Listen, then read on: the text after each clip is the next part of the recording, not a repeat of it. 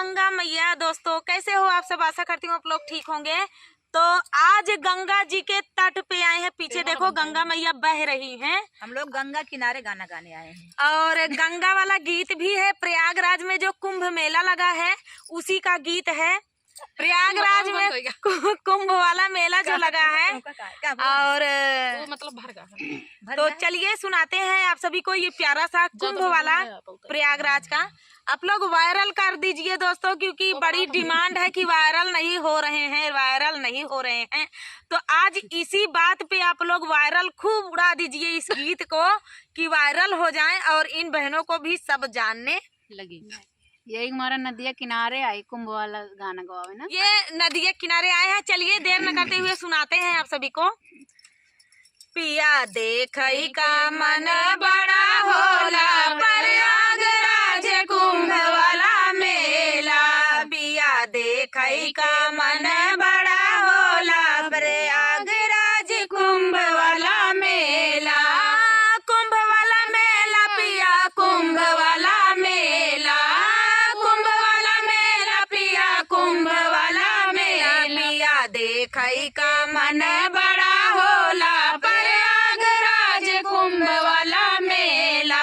पिया देखई का मन बड़ा होला, प्रयागराज कुंभ वाला मेला। जहाँ बहे गंगा जमुना सरस्वती धारा, जहाँ बहे गंगा जमुना सरस्वती धारा। संगम तट सैया लागे बड़ा प्यारा, संगम तट सैया लागे बड़ा प्यारा। जहाँ भक्ति में रंगे सबका चोला, प्रयागराज कुंभ वाला मेला। जहाँ भक्ति में रंगे सबका चोला, प्रयागराज कुंभ वाला मेला। पिया देखई का मन बड़ा होला, प्रयागराज कुंभ वाला मेला। पिया देखई का मन बड़ा होला, प्रयागराज कुंभ वाला मेला। जहाँ पे बाजे श्री श्याम की बंसुरिया, जहाँ पे बाजे श्री श्याम की बंसुरिया। छम छम बाजे राधा रानी के पायलिया, छम छम बाजे राधा रानी के पायलिया। डमरू बाजावे शिव भोला, प्रयागराज कुंभ वाला मेला। डमरू बाजावे शिव भोला, प्रयागराज कुंभ वाला मेला। देखई का मन बड़ा होला, प्रयागराज कुंभ वाला मेला। देखई का मन बड़ा होला, प्रयागराज कुंभ वाला मेला। कुंभ वाला मेला पिया, कुंभ वाला मेला, कुंभ वाला मेला पिया, कुंभ वाला मेला। देखई का मन बड़ा होला, प्रयागराज कुंभ वाला मेला। भगवा रंग में रंगी पूरी नगरिया, भगवा रंग में रंगी पूरी नगरिया। सरकस झूला जहाँ नाचे कठपुतलिया, सरकस झूला जहाँ नाचे कठपुतलिया। संगया और सहेलियन का लेला, प्रयागराज कुंभ वाला मेला। संग रेखा और सहेलियन का लेला, प्रयागराज कुंभ वाला मेला। देखई का मन बड़ा होला, प्रयागराज कुंभ वाला मेला। देखई का मन बड़ा होला, प्रयागराज कुंभ वाला मेला। तो दोस्तों एक बार प्रेम से बोलिए गंगा मैया की जय। तो दोस्तों तब तक के लिए जय हो गंगा मैया। आशा करती हूँ आप लोग ठीक होंगे। आज लोकेशन पे आए हैं, पीछे नदियाँ है और नदी वाला गाना है। तो सुहाग गीत है, बहुत ही प्यारा बेटी सुहाग गीत है। यह गीत में बिटिया का माई का बड़ा ओहदा है, मतलब सम्मान है कि बिटिया का माई यही उनका अलग ओहदा है।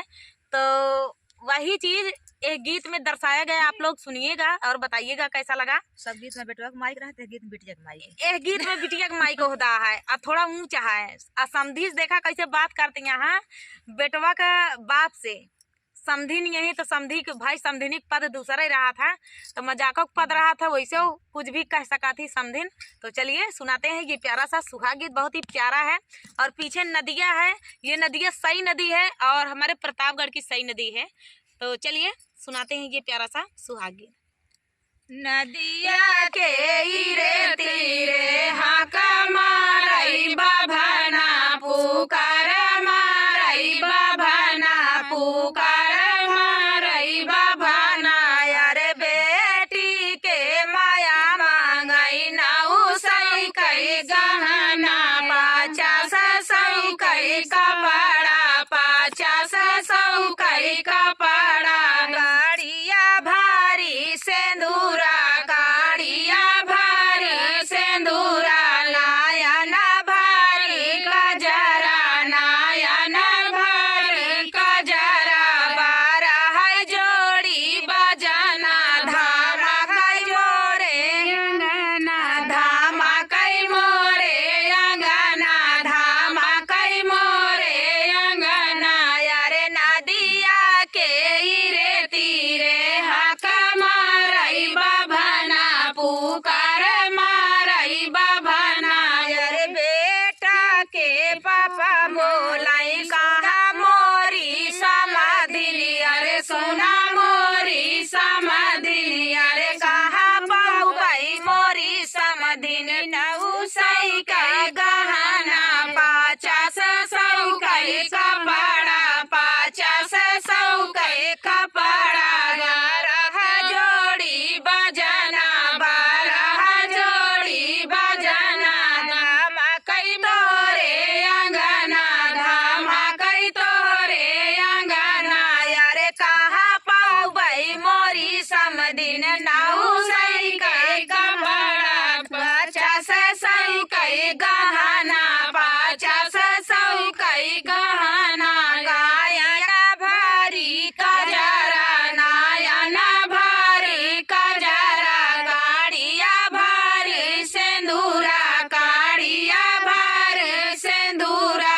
12 जोड़ी बजना 12 जोड़ी बजना, धामा कई तोरे अंगना धामा कई तोरे अंगना, यारे नदिया के रे तीरे हक मारई बाभना पुकार मारई बाभना पुकार मारई बाभना, यारे पापा कई बेटा बोलई सुना मोरी सासू, अरे सुना मोरी सासू, अरे हम दे भाई मोरी सासू, नाऊ सई कई गहना, यार नाऊ सई कई गहना 50 कई कपड़ा 50 कई कपड़ा, नायन भर कजरा नायन भर कजरा, गाड़िया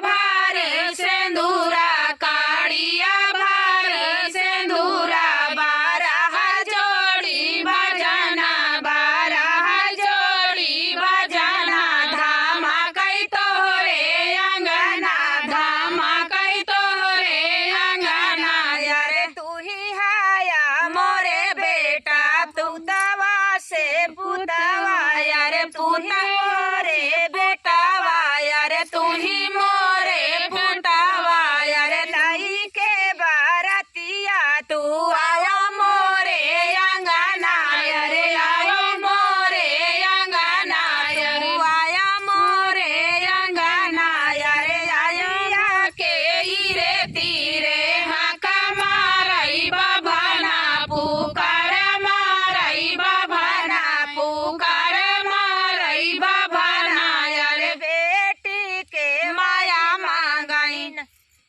तो तना दोस्तों भर भर के कमेंट करना, ये सबसे पुराना गीत है और बहुत ही प्यारा गीत है और नदी के किनारे आए भी हैं और ये बेटी सुहाग गीत था। तो चलिए दोस्तों मिलते हैं अगले वीडियो में, तब तक के लिए नमस्कार। नमस्कार दोस्तों, कैसे हो आप सब? आशा करती हूँ आप लोग ठीक होंगे। आज सुनाएंगे आप सभी को सुहाग गीत, बेटी सुहाग गीत, दर्द भरा सुहाग गीत है। देखिएगा, वैसे भी बेटियों को जो विदा करता है वैसे भी बाप एकदम मुश्किल में रहता है, मतलब थोड़ा झुक के रहता है। कितना भी अमीर बाप हो, जब बेटी की विदाई होती है तो उसका सिर झुका होता है और पगड़ी। हम तो यही कही भैया बिटिया दिए तो धन अनाहुत दिए। हाँ, और कितना धन दिया बिटिया के बाप वैसो गरीब ही रहा, सदा गरीब रहा था। बेटोस नीचे रहे। हाँ, बिटिया के बाप सदा गरीब रहा था। तो दोस्तों, ऐसा नहीं होना चाहिए आज के युग में। तो आप सभी को सुनाएंगे सुहाग गीत, बेटी का दर्द भरा सुहाग गीत है। सुनिएगा और फुल आवाज के साथ सुनिएगा। तो देर न करते हुए चलिए सुनाते हैं ये प्यारा सा सुहाग गीत। काली बदरिया आया, मावस की रतिया आया, मावस की रतिया आया रे, बाबा का सोवैना दे रे ललन माया रे, बाबा का सोवैना दे रे ललन माया ले। काली बदरिया